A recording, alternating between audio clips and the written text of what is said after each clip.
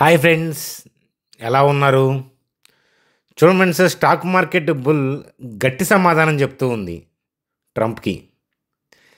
So Dalal స్ట్రీట్లో కాదు, so sound అనేది వాల్ స్ట్రీట్ దాకా వినపడుతుందన్నమాట. సో అంతలా మంచి ర్యాలీ రావడానికి కారణాలేంటి, ట్రంప్ని ఎలా ఎదుర్కోబోతున్నాం, సో ఆ విషయాల గురించి, ర్యాలీ గురించి. సో ర్యాలీ వచ్చింది కదా అని అనుకోవద్దు. సో మనం ఇలాంటి స్ట్రాటజీ వాడాలి, అబ్జర్వేషన్ పాయింట్ ఆఫ్ వ్యూలో వెళ్ళాలి. ట్రేడర్స్ ఇలాంటప్పుడు ఎలాంటి జాగ్రత్తలు తీసుకోవాలి, సో ఆ అబ్జర్వేషన్స్ ఏంటి అనేది నిఫ్టీ, బ్యాంక్ నిఫ్టీ చార్ట్స్ ద్వారా అనాలిసిస్ చేద్దాం. సో న్యూస్ అప్డేట్స్లో అరవిందో ఫార్మా గురించి చూద్దాం. ఓలా ఎలక్ట్రిక్ 2 డేస్లో 20% దాకా ర్యాలీ అయింది. చార్ట్ స్టడీ చూద్దాం. కొచ్చిన్ షిప్ యార్డ్ సంబంధించిన రెవెన్యూ అప్డేటు, దానివల్ల స్టాకు ర్యాలీ అయ్యే అవకాశాలు ఉన్నాయి. సో ఆ విషయాల గురించి డిస్కస్ చేద్దాం. ఇన్ఫోసిస్ 25% పెరగబోతుందంట. మరి ఆ పాయింట్ చెప్పింది ఎవరు, కారణాలుగా ఏం చెప్తున్నారు, ఆ విషయాలు చూద్దాం. అలాగే ఆన్లైన్ గేమింగ్కి సంబంధించి లోక్సభలో బిల్లు పాస్ అయింది. సో అది నజారా టెక్, అలాగే డెల్టా కార్ప్, వీటికి సంబంధించిన న్యూస్ అప్డేట్ అది. సో అది ఏమిటి, ఆ స్టాక్స్ ఏం చేస్తున్నాయి అనేది చూద్దాం. వేదాంతాకి సంబంధించిన నెగిటివ్ న్యూస్ అప్డేట్ ఏంటి, ఇత్యాది విషయాలు చూస్తూ సింపుల్గా నిఫ్టీ, బ్యాంక్ నిఫ్టీ యొక్క చార్ట్స్తో వీడియోని రక్తి కట్టిద్దాం. చూడండి ఫ్రెండ్స్, వీడియోలోకి వెళ్ళే ముందు ఒక్కసారి మన ఛానల్ని, వీడియోని లైక్ వేసుకోండి. కొత్త వాళ్ళైతే సబ్స్క్రైబ్ చేసుకోండి, మీకు పనికి వస్తుంది అని చెప్తాను. చూడండి ఫ్రెండ్స్, స్క్రీన్ మీద నిఫ్టీ యొక్క డే చార్ట్ చూస్తున్నాము. సో డే చార్ట్ అంటే నిఫ్టీ ఇండెక్స్ యొక్క డే చార్ట్ అంటే 1 క్యాండిల్ అనేది 1 డేని రిప్రజెంట్ చేస్తుంది. సో ఈరోజు 25,050 దగ్గర నిఫ్టీ స్ట్రాంగ్గా, అంటే 25,000 అబవ్ క్లోజ్ అయింది కాబట్టి స్ట్రాంగ్గా క్లోజ్ అయిందనే పాయింట్ ఆఫ్ వ్యూలో పీపుల్ థింక్ చేస్తారు. సో నిన్నటి క్లోజింగ్తో కంపేర్ చేస్తే మంచిగా పాజిటివ్గా ఉండటం, పాజిటివ్ క్యాండిల్ అనేది పడటం, సో బీరిష్ సెంటిమెంట్కి అది ఒక ఎగ్జాంపుల్ అనేది చెప్పచ్చు. అయితే మనకి సపోర్టింగ్ చేసే ఫ్యాక్టర్స్ ఏంటి, అలాగే నెగిటివ్ ఫ్యాక్టర్స్ ఏంటి, థ్రెట్స్ ఏంటి, ఓవరాల్గా ట్రేడర్లు జాగ్రత్తగా ఉండాల్సిన సమయం ఇది. అలాగే ట్రేడర్స్ ఎలాంటి అబ్జర్వేషన్స్ చూడాలి, ఇత్యాది విషయాలు చూద్దాం పదండి. చూడండి ఫ్రెండ్స్, ట్రంప్ టారిఫ్ అప్డేటు, అది అంటే 50% దాకా మన కంట్రీ మీద ట్యాక్స్ వేయటం, అలాగే క్యూఆర్ ఎర్నింగ్స్ కూడా వీక్గా ఉండటం, సో ఇత్యాది విషయాలన్నీ కూడా స్టాక్ మార్కెట్ని, అంటే మన ఇండియన్ స్టాక్ మార్కెట్ని ఎస్పెషల్లీ రీసెంట్గా ఏంటంటే డౌన్ ట్రెండింగ్ నెట్టాయని చెప్పచ్చు. చూడండి ఫ్రెండ్స్, రీసెంట్ యొక్క ట్రెండ్ మనం చూస్తే కనుక అది డౌన్ ట్రెండ్ నడిచింది. సో ఇక్కడ నుంచి అంటే టీసీఎస్ Q1 ఎర్నింగ్స్ వీక్ అవ్వటం, అక్కడ నుంచి ఫాలో అవుతూ దాని తర్వాత ట్రంప్ 25% టారిఫ్ విధించడం, అలాగే మళ్ళీ ఇమీడియట్గా కోపంతో 25%, మరో 25%, ఓవరాల్గా ఇండియా మీద 50% టారిఫ్ వేయటం. దానికి కారణం రష్యాతో మనకున్న డీలు, ఆయిల్ ఇంపోర్ట్స్ ఇత్యాది కారణాలు చూపించడం, ఇదంతా కూడా మనందరికీ తెలిసిందే కదా. సో అయితే మరి సడన్గా మార్కెట్లో ర్యాలీ ఎందుకు వచ్చింది అని అంటే 2 థింగ్స్, 2 పాజిటివ్ ఫ్యాక్టర్స్. సో అవి ఏం కనిపిస్తున్నాయి అని అంటే, చూడండి పాజిటివ్ ఫ్యాక్టర్స్ ఏంటి అని అంటే జిఎస్టీ ట్యాక్స్ రిడక్షను, అలాగే ట్రంప్ టారిఫ్ విధించినా కూడా పాజిటివ్ రేటింగ్ అనేది లైక్ మనకి జెఫ్రీస్ కానీ ఇట్లా మోర్గన్ స్టాన్లీ, సిటీ బ్యాంక్ ఇట్లాంటి వాళ్ళు ఉంటారు కదా, ఫారెన్ ఇన్స్టిట్యూషనల్ ఇన్వెస్టర్స్ అంటారు వాటిని. సో వాళ్ళు మన కంట్రీలో ఎక్కువ పెట్టుబడులు పెడుతూ ఉంటారు.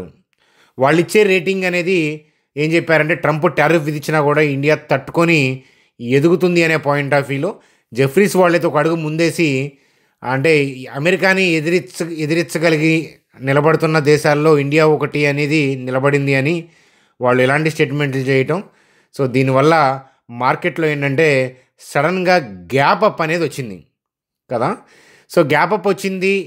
ట్రంప్ టారిఫ్ అప్డేట్ అనేది ఎప్పుడో వచ్చింది కదా, కానీ ఈ రేటింగ్ ఏజెన్సీస్ ట్రంప్ 50% టారిఫ్ విధించినప్పుడు ఇండియాకి ఏమీ కాదు అని చెప్పానంటే అప్పటి నుంచే మార్కెట్ ర్యాలీ అవుతుంది. కానీ అప్పుడు కామెంట్ చేయకుండా కాస్త కిందపడి దిగిన తర్వాత, సో వాళ్ళు ఏదో ఒక ఏరియాలో ఏంటంటే అప్పుడు ఇలా రేటింగ్స్ గురించి పాజిటివ్గా మాట్లాడటం మనం చూసాం కదా. ఎందుకని మరి ట్రంప్ టారిఫ్ విధించిన వెంటనే వచ్చి అది ఏమీ చేయలేదు అని చెప్పి కామెంట్ అప్పుడు చెయ్యరు. సో దీని దగ్గర మీకు ఏదైనా సమాధానం ఉందా? సో చూడండి ఫ్రెండ్స్, స్టాక్ మార్కెట్ చాలా జాగ్రత్తగా ఉండాలి. ఇన్స్టిట్యూషన్స్ ఏంటంటే ఇన్స్టిట్యూషన్స్ యొక్క చేతిలో మనం కీలుబొమ్మ అవుతాం.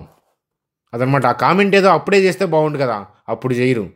కానీ ఈ ర్యాలీకి కారణమైతే కనుక సో వాళ్ళు ఇచ్చిన పాజిటివ్ రేటింగ్ అనే దానికన్నా కూడా సో నాకు అనిపిస్తున్న సో రీజన్ అయితే కనుక జిఎస్టీ ట్యాక్స్ రిడక్షను. అది అంటే ఆ ట్యాక్స్ రేట్స్ తగ్గిస్తే ఏంటంటే కంపెనీలు లాభపడతాయి కదా. ఎందుకని ఏ కంపెనీ కూడా ఏంటంటే రేట్లు తగ్గించవు. ట్యాక్స్ తగ్గిస్తే ఏంటంటే మనకి రేట్లు తగ్గిస్తే ఇంకా బాగుంటుంది, కానీ వాళ్ళు ఆ పని చేయరు. సో ట్యాక్స్ తక్కువ కట్టుకుంటున్నారు కాబట్టి రేట్లు అంతే ఉంటాయి కాబట్టి వాళ్ళకి మార్జిన్ అనేది ఇంప్రూవ్ అవుతుంది. కాబట్టి కంపెనీలు ఫర్దర్గా లాభపడతాయి. సో మనకున్న పాజిటివ్ న్యూస్లో అది మెయిన్. సో ఆ అప్డేట్ వచ్చిన తర్వాతనే మనకి లాస్ట్ వీక్ మనం ఆగస్ట్ 15 అప్పుడు హాలిడే, దాని తర్వాత వచ్చిన అప్డేటే కదా జిఎస్టీ కలెక్షన్ అప్డేటు. అందువల్ల మండే ఏంటంటే మనకి సడన్గా గ్యాప్ అప్ అయింది. చూడండి, అప్పటిదాకా నడిచిన డౌన్ ట్రెండే, కానీ ఏదైనా ఒక పాజిటివ్ ఫ్యాక్టరు కంపెనీస్ యొక్క ఎర్నింగ్స్ పెరిగేటట్లు మన కంట్రీ జీడిపిని గ్రో చేసేటట్లు ఏదన్నా పాజిటివ్ అప్డేట్ వస్తే ట్రెండ్ చేంజ్ అవుతుంది అనేది మనం చాలా సార్లు మనం డిస్కస్ చేసుకున్నాము. సో అయితే వన్ డే గ్యాప్ అప్తో మనం కన్ఫర్మ్ చేయలేదు, కానీ ఆ నెక్స్ట్ డే ఏంటంటే ర్యాలీతో పాటు మనకి ఆ స్టార్టింగ్ మూమెంటంలోనే మనకి Reliance, HDFC bank, ICICI bank ఇట్లాంటి వాటిల్లో బయింగ్ జోష్ అనేది కనిపించడం ఆ అప్ ట్రెండ్ని కన్ఫర్మ్ చేసింది. అయితే పీపుల్ చేసే మిస్టేక్ అదే. చూడండి ఫ్రెండ్స్, ఏదైతే మనకి జిఎస్టీ కలెక్షన్కి సంబంధించిన న్యూస్ అప్డేట్ వచ్చిందో ఇన్స్టిట్యూషన్స్ కూడా లేట్గానే అందింది కదా. వాళ్ళకి ఏదన్నా ముందుగా అందింది అని అంటే ముందుగా వాళ్ళు బై చేసి ఉండేవాళ్ళు. సో అది ముందుగా రావడానికి ఏంటంటే అది ఆగస్టు 15 తర్వాత వచ్చిన అప్డేటు, అంతే కదా. ఆగస్ట్ 15 మనకి స్టాక్ మార్కెట్ హాలిడే, అంటే దానికి ముందు అప్డేట్ కాదు కాబట్టి ఎవరికి తెలియని న్యూస్ అప్డేటే అది కదా. కాబట్టి మరి అప్పటిదాకా డౌన్ ట్రెండ్లో నడుస్తున్న మార్కెట్ సడన్గా జిఎస్టీ కలెక్షన్ వల్ల ఇలా గ్యాప్ అప్ అయ్యి వరుసగా 2 days ఇలా ర్యాలీ అయితే మరి వాళ్ళు నష్టపోవాలి కదా. మరి సడన్గా ర్యాలీ అయితే వాళ్ళు నష్టపోవాలి కదా, కానీ వాళ్ళు నష్టపోరు. సో ఎలాగనేది నేను ఎక్స్ప్లెయిన్ చేస్తాను, చూడండి. ఫ్రెండ్స్, ఒకసారి నేను పెయింట్లోకి వెళ్ళి చూపిస్తాను. చూడండి, సేమ్ ఇమేజ్ తీసుకున్నాను. ఇక్కడ గ్యాప్ అప్ ఉంది కదా. సో అసలు ఈ గ్యాప్ అప్లు ఎందుకు ఫామ్ అవుతాయి అని అంటే చూడండి. సో ఇక్కడ మనకి అంటే ఇది Thursday candle, Friday holiday August 15 వల్ల. మండే మార్కెట్కి వచ్చేటప్పటికి పాజిటివ్ న్యూస్ అప్డేట్ కాబట్టి గ్యాప్ అప్ వచ్చింది. సో ఎందుకని గ్యాప్ అప్ అవుతుంది అని అంటే చూడండి సార్, మండే ప్రీ మార్కెట్లో సో ఆ ప్రీవియస్ క్యాండిల్ ఏరియా దగ్గర నుంచి బై ఆర్డర్స్ హెవీగా ఉన్నాయి. ఆ ఏరియాలో సెల్లర్ అనేవాళ్ళు అవైలబిలిటీ లేకపోతే మార్కెట్ అంటే ఎన్ఎస్సి ఏం చేస్తుంది, ఎన్ఎస్సి బిఎస్సి నిఫ్టీ కాబట్టి ఎన్ఎస్సి కాబట్టి సో ఎన్ఎస్సి ఏం చేస్తుంది, ఎక్స్చేంజ్ ఏం చేస్తుంది, ఎక్కడైతే బయర్లు సెల్లరు దగ్గరగా ఈక్వలెంట్ ఉంటారో ఆ ఏరియాలో మార్కెట్ ఓపెన్ చేస్తుంది. ప్రీ మార్కెట్లోనే వంకాయలు సో 40 రూపాయలు పలుకుతున్నాయి అనుకోండి, మన 9:15 10 o'clock తర్వాత కూరగాయల మార్కెట్లో 50 రూపాయలు 60 రూపాయలు మార్కెట్లో వాళ్ళు ప్లేస్ చేస్తారు. అంటే ప్రీ మార్కెట్లో డిమాండ్ సడన్గా వంకాయలకి పెరిగింది అనుకోండి, సో వంకాయలు మార్కెట్లో మనకి ఎక్కువ రేటుగా అమ్ముతాయి నిన్నటితో కంపేర్ చేస్తే. ప్రీ మార్కెట్లో డిమాండ్ లేకపోతే ఏం లేదు. అలాగే గ్యాప్ అప్ అదే అనమాట. వంకాయలు ఎందుకు తీసుకుంటున్నారంటే ఎప్పుడు మీరు టమాటాలు చెప్తున్నారు, మీకు టమాటాలు అంటే ఇష్టమా అని.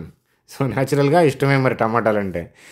సరే, వంకాయలు ఏదైతే ఎలాగైతే మనకి డిమాండ్ వల్ల గ్యాప్ అప్ అవుతాయో సో అట్లాగేంటంటే స్టాక్ మార్కెట్లో కూడా ప్రీ మార్కెట్లో ప్రీవియస్ క్లోజింగ్ దగ్గర బయర్ ఉంటే సో సెల్లర్ ఆ ఏరియాలో అవైలబిలిటీ లేకపోతే మార్కెట్ ఏంటంటే ట్రేడ్ అవ్వాలి కాబట్టి సో సెల్లర్లు కూడా కావాలి కదా. సెల్లర్లు కూడా దగ్గరగా ఈక్వలెంట్ ఉన్న ఏరియాలో మార్కెట్ ఓపెన్ అవుతుంది. సో నేను ప్రీ మార్కెట్ గురించి వీడియో చేశాను. సో ఈ వీడియో ఎండ్ కార్డ్లో కావాలంటే ప్లేస్ చేస్తాను, మీరు వెరిఫై చేయండి అనమాట అది. సో కాబట్టి బయర్స్ బాగా ప్లేస్ చేసిన అండ్ ఆర్డర్స్ ప్లేస్ చేశారు కానీ ఎగ్జిక్యూట్ అవ్వలేదు. సో ఆ ఏరియా ఏంటో చూపిస్తాను చూడండి. సో ఒకసారి మనం సో ప్రీవియస్ క్లోజింగ్ ఏరియా దగ్గర నుంచి నేను గ్యాప్ అప్ అక్కడ దాకా అయింది కదా. సో గ్యాప్ అప్ అయింది కదా, సో అక్కడ దాకా మార్క్ చేస్తున్నాను. ప్రీవియస్ క్లోజ్ ఏరియా దగ్గర నుంచి ఇలా మార్క్ చేస్తున్నాను చూడండి, అంతేనా. మార్కెట్ ఓపెనింగ్ అక్కడే కదా, కానీ సో ఇవన్నీ కూడా కింద ఉన్నవన్నీ కూడా బై ఆర్డర్సే. సో కానీ ఓపెన్ అయిన తర్వాత కొద్దిగా డిప్ అయింది, అంటే టేల్ దాకా ఉన్న బై ఆర్డర్స్ అన్నీ క్లియర్ అయ్యాయని అర్థం. క్లియర్ అయ్యాయి అంటే పెండింగ్ ఉన్న బై ఆర్డర్స్ ఏంటంటే ఈ ఎంటీ స్పేస్. సో ఈ ఎంటీ స్పేస్లో బై ఆర్డర్స్ అన్నీ కూడా పెండింగ్లో ఉన్నట్లు అర్థం అనమాట. సో కాబట్టి బయర్స్ హైగా ఉన్న ఏరియా ఏంటి అని అంటే this is the area. So ఈ గ్యాప్ ఏరియా అనమాట. సో ఈ గ్యాప్ ఏరియా. సో అయితే మనకి బయర్స్ స్ట్రాంగ్గా ఉన్న ఏరియా ఏంటి అని అంటే ఈ గ్యాప్లో కూడా మీరు సగం లైన్ డ్రా చేయండి. ఈ స్పేస్కి మధ్యలో సగం లైన్ డ్రా చేసి ఆ లైన్ కన్నా కింద ఏంటంటే ఎక్కువ బై ఆర్డర్స్ ఉంటాయి. పైన కూడా బై ఆర్డర్స్ ఉంటాయి, నేను కాదని అంటలేదు. సో కాకపోతే ఏంటంటే ఇక్కడ ఉన్న అంటే కింద ఉన్న స్ట్రెంత్ పైన ఉండదు. అర్థమవుతుందా? సో కాబట్టి సో హైయెస్ట్ బై ఆర్డర్స్ ఉన్న ఏరియా ఏది అని అంటే this is the area. So మనం లైన్ డ్రా చేసామే దానికన్నా కింద ఒక్కసారి ఒరిజినల్ చార్ట్లోకి వెళ్తే సో ఆ లైన్ కన్నా కింద ఏంటంటే ఎక్కువ బై ఆర్డర్స్ ఉంటాయి. మనం రీటైల్ పీపుల్ కాబట్టి అలాంటి ఏరియా డిమాండ్ ఉన్న ఏరియాలోకి వెళ్తే మార్కెట్ అక్కడ నుంచి ఏంటంటే ఓటబావులో వచ్చినట్లు మనకి స్ట్రాంగ్ బయింగ్ అనేది జరుగుతుంది. కాబట్టి మనం వెయిట్ చేయాల్సిన ఏరియా ఏంటి అని అంటే 24,750. సో 24,750 కన్నా కింద కోసం ఏంటంటే మనం వెయిట్ చేయాలి. సో ఆ అప్డేట్ని మనం టెలిగ్రామ్ గ్రూప్లో మీ అందరికీ కూడా నిన్న వీడియో బైట్ ద్వారా ఏంటంటే చెప్పాను. 24,750 బిలో కోసం వెయిట్ చేయండి, వెయిటింగ్ ఈజ్ రిక్వైర్డ్ అని చెప్పి చెప్పడం అనేది జరిగింది. కాబట్టి సో ఈ ఏరియా ఇదన్నమాట. సో కాబట్టి ఈ లైన్ కన్నా కింద ఉన్నప్పుడు సో ఈ పర్టికులర్ ఏరియా ఏదైతే ఉందో సో ఈ గ్యాప్ ఏరియా ఏదైతే ఉందో ఆ ఏరియాలో బయర్ యాక్టివేట్ అయ్యే అవకాశం ఉంది. ఆ ఏరియాలోకి వచ్చినప్పుడు సో మనం ఏంటంటే ఆ ఏరియాలోకి వచ్చినప్పుడు అక్కడ డిమాండ్ ఎలా ఉంది, అప్పుడు ఏమి ఎక్స్టర్నల్ బ్యాడ్ న్యూస్ ఏమీ డ్యామేజ్ చేయకూడదు. సేమ్ థింగ్ ఏంటంటే ఆ ఏరియాలో బయర్ ఎక్కడ స్ట్రాంగ్గా ఉన్నాడనేది రన్నింగ్లో మనం చూసి చెప్పచ్చు. సో నా ట్రేడింగ్ స్టైల్ అయితే అలా ఉంటుంది. ఇలా కాకుండా ఇంకొక స్టైల్ కూడా ఉంటుంది. సో ఎట్లాగా అంటే సో మనకి పాజిటివ్ న్యూస్ వచ్చింది కాబట్టి మార్కెట్తో పాటు ఏంటంటే బై చేసుకుంటా పైకి వెళ్దామనే పాయింట్ ఆఫ్ వ్యూలో ఉంటారు. చూడండి ఫ్రెండ్స్, 3 years మీలో వీడియో చూస్తున్న వాళ్ళలో 3 years స్టాక్ మార్కెట్లో 3 years కన్నా ఎక్కువ ఎక్స్పీరియన్స్ ఉన్న వాళ్ళు చెప్పండి. అంతకన్నా తక్కువ ఉంటే నా పాయింట్ ఆఫ్ వ్యూలో స్టాక్ మార్కెట్లో బిగినర్స్ కిందే లెక్క. సో మినిమం స్టాక్ మార్కెట్లో 3 years ఉంటేనే జనరల్గా మోస్ట్ ఆఫ్ ది పీపుల్కి ₹1 తీయటం అనేది సాధ్యం అవుతుంది. అంతకుముందంతా కూడా ఆవేశమే, సో ఆరాటమే కానీ పోరాటం ఉండదు. సో అట్లాగే ఏంటంటే సో నేనేమంటానంటే వాళ్ళు చెప్పండి, 3 years ఎక్స్పీరియన్స్ ఉన్న వాళ్ళు చెప్పండి. సో గుడ్ న్యూస్ వచ్చిన తర్వాత ఇమీడియట్గా కనుక మీరు బై పాయింట్ ఆఫ్ వ్యూలో వెళ్తే సో న్యూస్ ఉంది కదా అని ఫ్యాక్టర్ చేసుకొని వెళ్తే సో మీరు అనుకున్నట్లు ర్యాలీ రాదు, వచ్చినా కూడా మీరు టార్గెట్ని ఫిక్స్ చేయలేరు. సపోజు సో మీరు మొన్న ఓపెనింగ్ టైంలో కొనుంటే సో పైకి వెళ్ళినట్టు వెళ్ళింది, కానీ క్లోజింగ్ టైం డౌన్ క్లోజ్ అయింది కదా. క్లోజింగ్ టైం డౌన్ క్లోజ్ అయింది. మరి ఓపెనింగ్ టైంలో కొన్నోడి పరిస్థితి ఏంది? వెయిట్ చేసి ఉంటే ప్రాఫిట్ వచ్చేదే. కానీ చూడండి మరి sir, next day candle green పడుతుందని చెప్పి మన నుదుటి మీద ఏమైనా రాసి ఉంటుందా? ఆ క్యాండిల్ మీద ఏమైనా రాశారా, ఎవరన్నా గీసారా? నెక్స్ట్ డే గ్లోబల్ క్యూస్ ఏంటి, నెక్స్ట్ డే అదే ఇంపాక్ట్తో ఉంటారని గ్యారంటీ ఉందా? సో అవి చెప్పలేము. చూడండి, ఇవాళ క్లోజింగ్ గ్రీన్గా ఉంది కాబట్టి గ్రీన్గా క్లోజ్ అయింది, 25,000 అబవ్ క్లోజ్ అయిందని లాజిక్స్ పీపుల్ డిజైన్ చేస్తారు. కానీ సో 25,000 అబవ్ క్లోజ్ అవుతుంది అని చెప్పి సో ఇవాళ అంటే నిన్నటి పాయింట్ ఆఫ్ వ్యూలో ఎవరైనా ఊహించగలరా? సో ఇలాంటి ఇమాజినేషన్ అనేది చేయటం కష్టం. సో ఎప్పుడైనా గుర్తుపెట్టుకోండి, whether it is a negative news or whether it is a positive news, stock మార్కెట్లో ఏంటంటే ఇమీడియట్గా వెళ్ళి ట్రేడ్ చేస్తే రీటైల్ పీపుల్కి ఉపయోగం ఉండదు.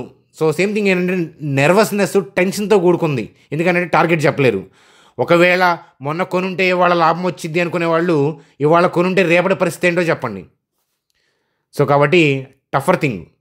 సో ఇంట్రాడే పాయింట్ ఆఫ్ వ్యూలో అంటారా, మీరు ఆ రోజు మార్కెట్ ఆ పాయింట్ ఆఫ్ వ్యూలో అంటే ఇంట్రాడే పాయింట్ ఆఫ్ వ్యూలో ఓకే, కానీ స్వింగ్ పాయింట్ ఆఫ్ వ్యూలో ఏంటంటే ఇబ్బంది పడతారు.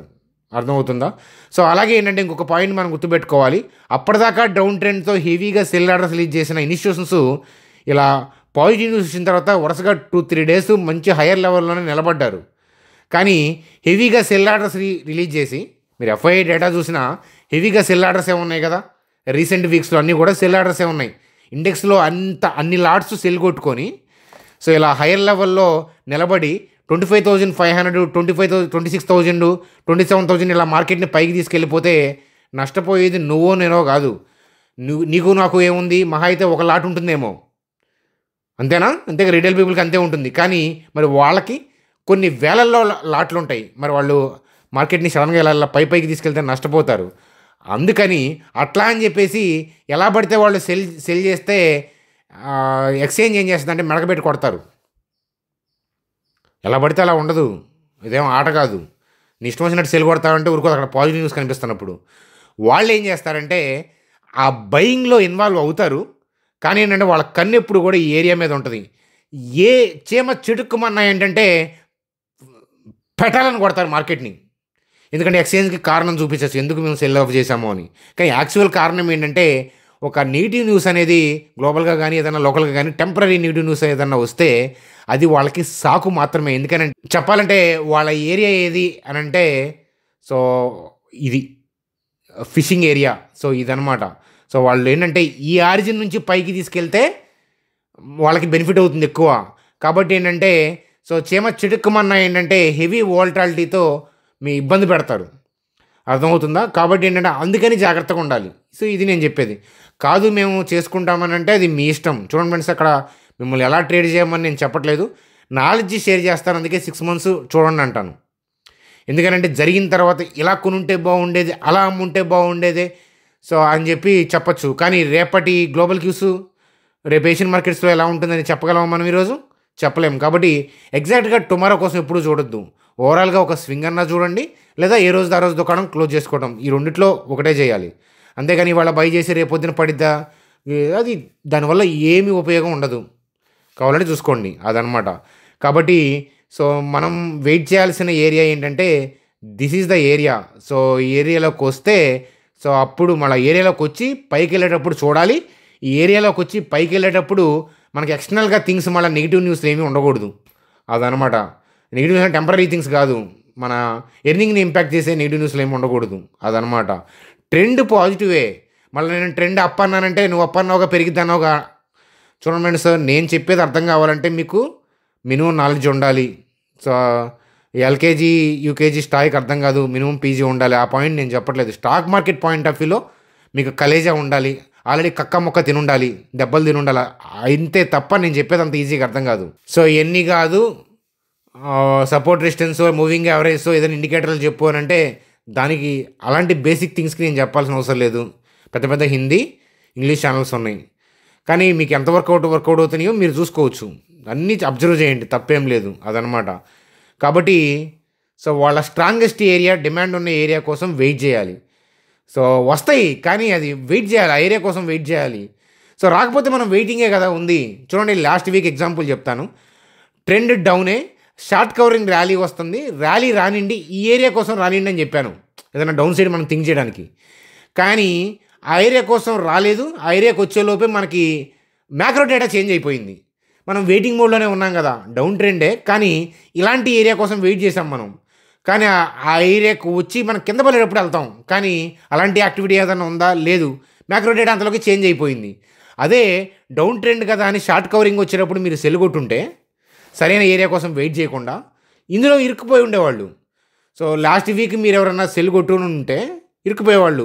నేను ఎక్కడా కూడా సెల్లర్ యాక్టివేటెడ్ అనే పాయింట్ ఆఫ్ వ్యూలో చెప్పలేదు. సేమ్ థింగ్ ఏంటంటే డౌన్ ట్రెండ్ సో ఈ ఏరియా కోసం వెయిట్ చేయండి అనే పాయింట్ ఆఫ్ వ్యూలో చెప్పాను మీకు. లాస్ట్ వీక్ వీడియోస్ చూస్తుంటే కనుక నేను చూడండి ఇలాంటిదే మీకు డ్రా చేసి చాణక్యాలో డ్రా చేశాను, మిరాకిల్ డ్రా చేశాను గుర్తులేదు. కానీ సో ఈ ఏరియా కోసం వెయిట్ చేయండి, డౌన్ సైడ్ థింక్ చేయడం కోసం అని చెప్పి అన్నాను అబ్జర్వేషన్ పాయింట్ ఆఫ్ వ్యూలో. కానీ ఆ ఏరియాకి వచ్చేటప్పటికి మనకేమైంది, మ్యాక్రో డేటా చేంజ్ అయింది. కాబట్టి వెయిటింగే మళ్ళా. సో ఎప్పుడు వెయిటింగే అంటే చూడండి ఫ్రెండ్స్, ఆచితూచి అడుగేసేది స్టాక్ మార్కెట్. అంతేగాని ఎగబడి చేస్తే సో ఎవ్రీడే ట్రేడ్ చేస్తే బ్రోకరేజ్ జనరేట్ అవుద్ది, లేదా మీ అకౌంట్ గొల్లవుద్ది తప్ప ఉపయోగం ఉండదు. సో మీకు అనుభవం వచ్చే కొద్దీ, నాలెడ్జ్ వచ్చే కొద్దీ మీరు వేసే స్టెప్స్ చాలా తక్కువ ఉంటాయి. అంతే కదా. మీరు గుర్తుపెట్టుకోండి, స్టార్టింగ్ డేస్ మీ ట్రేడింగ్ కెరియర్లో ఇన్ని ఎలా చేసేవాళ్ళు, ఇప్పుడు ఎలా చేస్తున్నారు. ఎక్స్పీరియన్స్ వచ్చే కొద్దీ మీ స్టెప్స్ తగ్గుతాయి. నెంబర్ ఆఫ్ ట్రేడ్స్ చాలా చూసి నేను నిఫ్టీ ట్రేడ్ చేస్తే ఒక 300 to 500 పాయింట్స్ వచ్చిద్ది అలాంటి మూవ్ ఉంటేనే వెళ్తాను, లేకపోతే చూస్తూ ఉంటామే. అంతే కదా. అనవసరమైన అడుగులు ఎందుకు, వేస్తే పిడుగు లాంటి అడుగు ఒకటి చాలు కదా. సో అదనమాట అనాలిసిస్. కాబట్టి ఓవరాల్గా నేను చెప్తున్న థింగ్స్ ఏంటి అని అంటే నెగిటివ్ థింగ్స్ అయితే కనుక ట్రంప్, పుతిన్, జెలెన్స్కీ మీట్ ఏదైతే ఉందో అది జరుగుతుందో లేదో తెలియదు. అది జరగాల, యుద్ధం జరగాలి. అలా జరగకుండా ఏదైనా థింగ్ జరిగితే మళ్ళీ ట్రంప్ ఏదైనా కామెంట్లు చేస్తే ఏదైనా జరగచ్చు. సో అది మనం ఏం చేయలేము. అలాగేంటంటే చెప్పా కదా, వెయిటింగ్ ఫర్ ద డిప్స్ అనేది ఆ లెవెల్ ఏంటో చెప్పాను. సో అబ్జర్వేషన్ అనేది చేయాలంటే అక్కడ కోసం వెయిట్ చేయాలి. అలా కాకుండా మార్కెట్తో పాటు వెళ్తానంటే సడన్గా వచ్చే బ్యాడ్ న్యూస్లకి బలవుతారు. సడన్గా ఏమొస్తాయి అంటే అది చెప్పలేము మనం. అర్థమవుతుందా అది. సో మీ స్టాప్ లాస్ చూడండి. ఇప్పుడు మీరు ఈ హైలో కొనుంటే, సపోజ్ ఇవాళ ఈ 25,000 పైన క్లోజ్ అయింది కదని కొనుంటే మీ స్టాప్ లాస్ ఎక్కడ? చాలా దగ్గరగా ఉంటుంది. మీ ఇన్స్టిట్యూషన్స్ కాదు కదా, కిందకి వెళ్తుంటే దాంతోపాటు ఆర్డర్లు కిందకి నెట్టడం, పైకి వెళ్తుంటే మార్కెట్ని ఎక్కువ బల్క్ క్వాంటిటీతో పైకి పంపించడం మన వల్ల ఇద్దది సాధ్యం కాదు. అదనమాట. వాళ్ళు ఈ ఏరియా కోసం వెళ్తారు, ట్రెండ్ని మార్చరు, కానీ ఈ ఏరియా కోసం వెళ్ళేటప్పుడు మీ స్టాప్ లాస్ హిట్ అవుతాయి. అందుకని నేనేమంటానంటే, సో ఇదనమాట ఓవరాల్గా ఏం చెప్పాను. నేను పెరిగిద్దని పడిపోద్దని ఏం చెప్పట్లేదు. సో మన ఏరియా కోసం వెయిటింగ్ ఫర్ ద రిక్వైర్డ్ అని చెప్పాను. ఆ వెయిటింగ్ ఏరియా ఏంటో కూడా మీకు చెప్పాను. ఏంటది? 24,750 బిలో కోసం వెయిట్ చేయాలి. ఆ బిలోకి వచ్చిన తర్వాత నువ్వు బై చేయమన్నావు, నేనేం చెప్పలా. బిలోకి వచ్చినాక ఆ కండిషన్స్ మనం చెక్ చేయాలి. అక్కడ అలాంటివి చెక్ చేయాలంటే మన ఛానల్ అతుక్కొని అబ్జర్వేషన్ చేసి ఉండాలి. అవి ఉండాలంటే మీరు సబ్స్క్రైబ్ చేసి ఉండాలి. అది అర్థమవుతుందా? అది ఇప్పటిదాకా నేను చెప్పింది అర్థం కాకపోతే సోది అనిపిస్తుంది. తప్పు కూడా లేదు అది, ఎందుకంటే అంత ఈజీగా అర్థమవుతుందని నేను అనుకోను. సో మీరు వాచ్ చేసే వాళ్ళలో కూడా ఒక 20-30% ఆఫ్ ది పీపుల్కే మన ఛానల్ అర్థమవుద్ది. మీకు కూడా మిగతా వాళ్ళకు కూడా అర్థమవుతుంది. కాకపోతే ఏంటంటే దానికి సంబంధించిన మెటీరియల్ మీకు టైం పడుతుంది అది వచ్చేటప్పటికి. అదనమాట కదా. అది ఫ్రెండ్స్ నిఫ్టీ యొక్క అనాలిసిస్. చూడండి ఫ్రెండ్స్, ఇప్పటిదాకా మనం చెప్పిన వీడియో నచ్చితే లైక్ చేయడం మర్చిపోవద్దు. అలాగే మీకు ట్రేడింగ్ డిమాట్ అకౌంట్ లేకపోతే అక్కడ ఏంజల్ జరోదా ఇచ్చాను. పర్ ట్రేడ్ 20 రూపీస్ మాత్రమే ఛార్జ్ చేస్తున్నారు. అలాగే యాప్లు అవి బాగుంటాయి. అలాగే వాళ్ళు ఏదైనా వెబినార్లు అలాంటివి కండక్ట్ చేస్తుంటే మీకు ఇన్ఫామ్ చేస్తాను. అందువల్ల ఏంటంటే మన లింక్స్ ద్వారా అకౌంట్ ఓపెన్ చేసిన వాళ్ళు ఐడిని, మీరు క్రియేట్ చేసిన ఐడిని మా టీం నెంబర్కి వాట్సాప్ చేయండి. అదనమాట కదా. చేస్తే మీకు ఏదైనా ఇన్ఫర్మేషన్ ఉంటే పాస్ చేస్తాను. చూడండి ఫ్రెండ్స్, న్యూస్ అప్డేట్స్లో సో కొచ్చిన్ షిప్ యార్డ్కి సంబంధించి రెవెన్యూని 2030, 2031 కల్లా డబల్ చేయాలని చూస్తున్నారంట. అదనమాట. సో చూడండి, ఇట్లాంటి పాయింట్స్ వల్ల స్టాక్స్ పెరుగుతాయి. అంతేగాని నిఫ్టీని చూడటం కాదు, ఇండివిజువల్గా స్టాక్స్లో ఇన్వెస్ట్మెంట్ చేసుకునే వాళ్ళు సో ఇలాంటి వాటిని అబ్జర్వ్ చేయాలి. మీరు ఇన్వెస్ట్మెంట్ చేసిన కంపెనీ మేనేజ్మెంట్ గైడ్లైన్స్ ఎట్లా ఉన్నాయి, వాళ్ళు రెవెన్యూకి సంబంధించిన గైడ్లైన్స్లు నెక్స్ట్ ఇయర్స్లో ఎలా ఇస్తున్నారు, నెక్స్ట్ కమింగ్ ఇయర్స్లో వాళ్ళ రెవెన్యూ ఎంతవరకు పెరగచ్చు, అర్థమవుతుందా? నెక్స్ట్ 3-4 ఇయర్స్లో ఆ కంపెనీ మార్కెట్ క్యాప్ ఎంత అవుతుంది, దానికి ఉన్న కాంపిటేటర్స్ ఎవరు, ఇట్లాంటివి చూడాలన్నమాట. సో కొచ్చిన్ షిప్ యార్డ్కి సంబంధించిన న్యూస్ అప్డేట్గా చూడండి. సో అలాగే ఇక్కడ బ్రేకింగ్ న్యూస్ చూస్తున్నాం మనం. ఏంటంటే cabinet approves online gaming bill. So ఏంటంటే ఇక స్ట్రిక్ట్ రూల్స్ ఉంటాయి అన్నమాట బెట్టింగ్ సంబంధించి, గ్యాంబ్లింగ్ యాక్టివిటీస్కి సంబంధించి అనమాట. మళ్ళీ ఎలాంటి స్ట్రిక్ట్ రూల్స్ తీసుకుంటే ఆన్లైన్ గేమింగ్ కంపెనీలైన నజారా టెక్, సో అట్లాగే బెట్టింగ్ ఇట్లాంటి వాటికి సంబంధించిన డెల్టా కార్ప్ ఇట్లాంటివి ఇబ్బంది పడతాయి కదా. అంటే సో ఆ స్టాక్స్ డెల్టా కార్ప్ అయితే అది కూడా డిప్ అయింది ఈరోజు ఇనీషియల్ మూమెంట్స్లో. దాని తర్వాత లేటర్ రికవర్ అయ్యి గెయిన్ అయింది. ఎందుకంటే ఎవరో బయర్ బై చేస్తున్నాడు డెల్టా కార్ప్ని. అందువల్ల ఈ న్యూస్ నెగిటివే, కానీ ఆ స్టాక్ పెరిగింది చూసారా ఓవరాల్గా. సో ఇన్స్టిట్యూషన్స్ బై చేస్తుంటే అలాగే ఉంటాయి రియాక్షన్స్. అదనమాట కదా. సో నజారా టెక్ ఈ చార్ట్ కూడా మీరు అబ్జర్వ్ చేయండి. అది డిప్ అయి రికవర్ అయింది లేదని చూడలేదు, కానీ ఓవరాల్గా డిప్ అయి ఉండొచ్చు. దానికి కారణం అయితే ఇదే అనమాట. చూడండి. అలాగే వేదాంతకి సంబంధించిన news update. Supreme Court dismisses Vedanta group plea. So additional compensation కావాలనే సంబంధించిన ప్లీని సుప్రీంకోర్టు డిస్మిస్ చేసిందంట. ఇది నెగిటివ్ న్యూస్గా కనిపిస్తూ ఉంది. సో అది చూడండి, జస్ట్ న్యూస్ అప్డేట్ అంతే. చూడండి. అలాగే ఇన్ఫోసిస్కి సంబంధించి 29% పెరుగుద్దంట కొడక వాళ్ళు చెప్తున్నారు. చూడండి, దానికి కారణాలుగా ఏం చెప్తున్నారు ఆ పాయింట్స్ చూడండి. ఏంటంటే ఇన్ఫోసిస్ CEO చెప్పిన థింగ్స్ అనమాట మీటింగ్లో. ఏఐకి రెడీగా ఉన్నామని చెప్తున్నారు. సో అలాగే AI partner of choice for 10 of its top 20 clients అంట. సో ఫైనాన్షియల్ సర్వీసెస్ అంటే ఓవరాల్గా ఏంటంటే ఏఐ వైపు మేము రెడీగా ఉన్నాం, క్లయింట్స్ మేజర్ క్లయింట్స్ ఇంట్రెస్ట్ చూపిస్తున్నారనే పాయింట్ ఆఫ్ వ్యూలో చెప్తున్నారు. దానివల్ల రెవెన్యూ పెరుగుతుంది కదా. అలాగే ఏంటంటే ప్రాజెక్ట్ మార్జిన్స్ మీద మంచి ఇంప్రూవ్మెంట్ ఉంటుందనే అంటే మంచి ఇంప్రూవ్ ఉంటుంది, దాని మీద ఫోకస్ చేస్తామని చెప్తున్నారు. ఏముంది, ఎంప్లాయీలు బీగుతారు అవసరం అయితే. సో M&A, సో అలాగే ఇక్కడ cyber security, energy and utilities అనేది చెప్తున్నారు. ఓవరాల్గా ఏంటంటే ఆ స్టాక్ యొక్క ప్రైస్ టు ఎర్నింగ్ కూడా ఏంటంటే 20లో ఉంది. రీసెంట్గా ఐటీ స్టాక్స్ అన్ని డిక్లైన్ అయ్యాయి కదా, దానివల్ల అట్రాక్టివ్గా కనిపిస్తా ఇక్కడ నుంచి 30% దాకా పైకి వెళ్ళొచ్చు అనే పాయింట్ ఆఫ్ వ్యూలో వాళ్ళు చెప్తున్నారు. మీరు ఇన్ఫోసిస్ యొక్క డేటా చూస్తే నేను చాలాసార్లు ఎక్స్ప్లెయిన్ చేశాను. అలాగే ప్రైస్ టు ఎర్నింగ్ చూస్తే కనుక 22లో ఉంది. సో నేను రీసెంట్గా కూడా TCS డిస్కషన్ కూడా చేశాను. సో మీకు గుర్తుందో లేదో బయర్ యాక్టివేట్ అయ్యాడని. సో ఆ బయర్ యాక్టివేటెడ్ అంటే ఇన్వెస్ట్మెంట్ స్టడీ పాయింట్ ఆఫ్ వ్యూలో అబ్జర్వేషన్ చూడమని, అంతేగాని బయర్ యాక్టివేట్ అయ్యాడన్నా నేను ట్రేడ్ పాయింట్ ఆఫ్ వ్యూలో తీసుకున్నాను, మార్కెట్లో నిఫ్టీ పడుతుంది, నిఫ్టీ ఇన్ఫోసిస్ టీసీఎస్ పడతాయి అంటావా, లెగుస్తాయి అంటావా? చూడమండి సార్, ఇన్వెస్ట్మెంట్ వేరు, ట్రేడింగ్ వేరు. ఫస్ట్ ఆ డిఫరెన్స్ తెలుసుకొని దాని తర్వాత స్టాక్ మార్కెట్లోకి ఏదైనా ఒక అడుగు వేయండి అని చెప్తాను. చూడమండి సార్, అలాగే ఓలా ఎలక్ట్రిక్ 2 డేస్లో 20% పెరిగింది అనేది కనిపిస్తూ ఉంది. 30% పెరిగిందా ఇన్ 2 సెషన్స్. మంచిదే, ఎందుకంటే మనం చాలాసార్లు అబ్జర్వేషన్ పాయింట్ ఆఫ్ వ్యూలో, ఇన్వెస్ట్మెంట్ స్టడీ పాయింట్ ఆఫ్ వ్యూలో చాలాసార్లు డిస్కస్ చేసుకున్నాం. పాజిటివ్ నెగిటివ్స్ ఏంటి అనేది డిస్కస్ చేసుకున్నాం. సో ఈ ర్యాలీ రావడానికి పెద్ద కారణాలు ఏం లేవు, బయర్ యాక్టివేట్ అయ్యాడు అదే కనిపిస్తుంది నాకు చార్ట్లో. అలాగే ఇక్కడ ఇన్ఫర్మేషన్లో కూడా అంతే ఉందన్నమాట. సో ఓలా ఎలక్ట్రిక్ సంబంధించిన న్యూస్ అప్డేట్ అది. చూడండి సార్, బ్యాంక్ నిఫ్టీ గురించి చూసే ముందు అరవిందో ఫార్మా న్యూస్ అప్డేటు.